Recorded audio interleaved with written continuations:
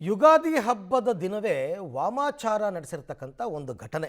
ಅದು ದೇವಸ್ಥಾನದ ಮುಂಭಾಗದಲ್ಲೇ ವಾಮಾಚಾರ ಮಾಡಿರೋ ಘಟನೆ ಚಿಕ್ಕಮಗಳೂರು ಜಿಲ್ಲೆ ಕಳಸಾ ತಾಲೂಕಿನ ಕಂಚಿನ ಕೆರೆಯಲ್ಲಿ ನಡೆದಿದೆ. ದೇವಾಲಯದ ಮುಂದೆನೇ ವಾಮಾಚಾರ ಮಾಡಲಾಗಿದೆ. ದೊಡ್ಡ ಕಲ್ಲು, ಅರಿಶಿನ, ಕುಂಕುಮ, ನಿಂಬೆಹಣ್ಣನ್ನು ಬಳಕೆ ಮಾಡಿದ್ದಾರೆ.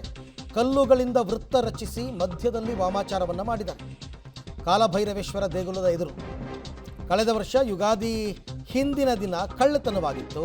ಇದೇ ದೇವಾಲಯದಲ್ಲಿ ಕಳ್ಳತನ ನಡೆದಿತ್ತು ಯುಗಾದಿಯ ಹಿಂದಿನ ದಿನ. ಓಕೆ, ಬಟ್ ಅದಕ್ಕೂ ಈ ವಾಮಾಚಾರಕ್ಕೂ ಏನಾದರೂ ಸಂಬಂಧ ಇದೆಯಾ? ವಾಮಾಚಾರ ಮಾಡಿದ್ದು ಯಾರು, ಯಾರ ವಿರುದ್ಧ, ಇವೆಲ್ಲವೂ ಕೂಡ ಈಗ ಗೊತ್ತಾಗಬೇಕಾಗಿರ್ತಕ್ಕಂಥ ವಿಚಾರ. ಚಿಕ್ಕಮಗಳೂರು ಜಿಲ್ಲೆ ಕಳಸಾ ತಾಲೂಕಿನ ಕಂಚಿನ ಕೆರೆ ಎಂಬ ಗ್ರಾಮದಲ್ಲಿ ನಡೆದಿರ್ತಕ್ಕಂಥ ಘಟನೆ.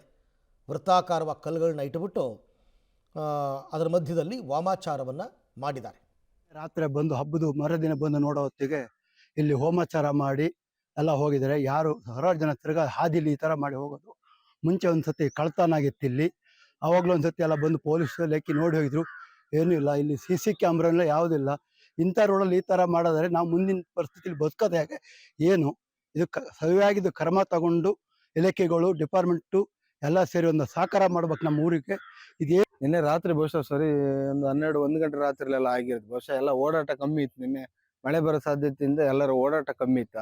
ಹಾಗಾಗಿ ಇಲ್ಲಿ ಈ ತರ ಎಲ್ಲ ದೊಡ್ಡ ದೊಡ್ಡ ಬಂಡೆಗಳನ್ನೆಲ್ಲ ರೋಡಿಗಿಟ್ಟು ಏನೋ ವಾಮಾಚಾರಗಳನ್ನ ಮಾಡ್ದಂಗಿದೆ ಇಲ್ಲೆಲ್ಲ. ಅದೇನಂತ ನಮಗೆ ಒಂಥರ. ಈ ಬಗ್ಗೆ ಮತ್ತಷ್ಟು ಮಾಹಿತಿ ನನ್ನ ಕೊಲೀಗ ನಾರಾಯಣಗೌಡ ಅವರಿಂದ ಪಡ್ಕೊಳ್ಳೋಣ. ನಾರಾಯಣಗೌಡ, ಈಗ ವಾಮಾಚಾರ ಮಾಡಿರೋದು ಯಾರು ಅಂತ ಗೊತ್ತಾಯ್ತಾ? ಆಮೇಲೆ ಹೋದ ವರ್ಷ ಇಲ್ಲಿ ಕಳ್ತನ ನಡೆದದ್ದಕ್ಕೂ ಈಗ ವಾಮಾಚಾರ ಆಗಿರೋದಕ್ಕೂ ಏನಾದರೂ ಸಂಬಂಧ ಇದೆಯಾ ಅಂತ?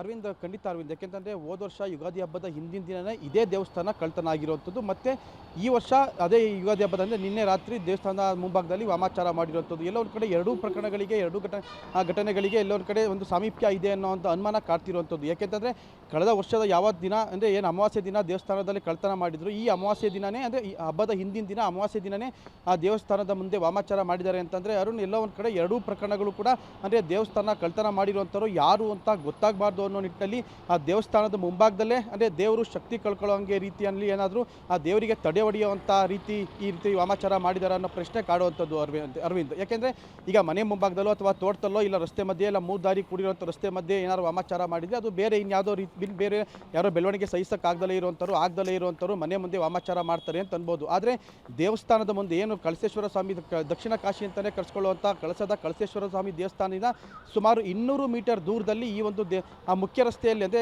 ಅಕ್ಕಪಕ್ಕ ಸಾಕಷ್ಟು ಮನೆಗಳಿರುವಂಥದ್ದು.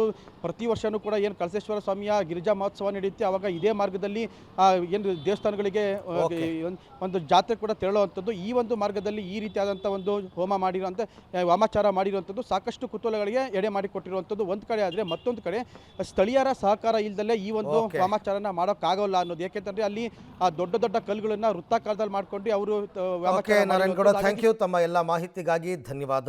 ಒಟ್ಟಾರೆ ಇವಾಗ ಗ್ರಾಮಸ್ಥರೇ ಇದನ್ನು ಕೊಡಬೇಕು ಸ್ಪಷ್ಟನೆ. ಯಾಕಂದರೆ ಗ್ರಾಮಸ್ಥರಿಗೆ ಗೊತ್ತಿರ್ತಿದ್ದು ಯಾರು ಏನು ಎತ್ತ. ನೋಡೋಣ ಏನಾಗುತ್ತೆ ಅಂತ.